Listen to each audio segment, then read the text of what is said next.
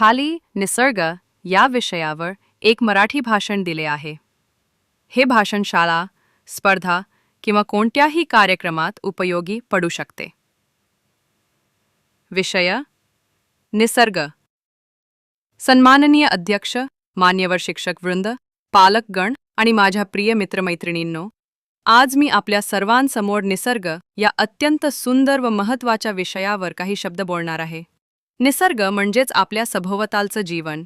झाडं, डोंगर, नद्या, पक्षी, प्राणी, समुद्र, आकाश, सूर्य आणि चंद्र. हे सगळं निसर्गाचंच रूप आहे.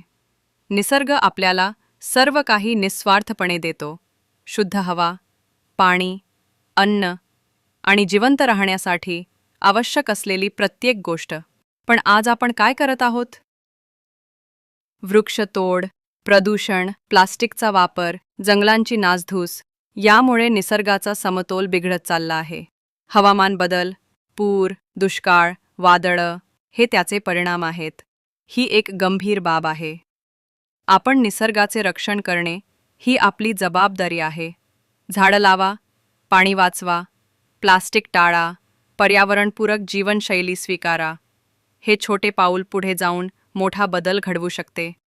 शेवटी इतकंच सांगेल, निसर्ग आहे म्हणून आपण आहोत. निसर्ग जपला तरच भविष्यात आपण सुरक्षित राहू. धन्यवाद. हवेने असल्यास याचे छोटं किंवा मोठं आवृत्ती देऊ शकतो.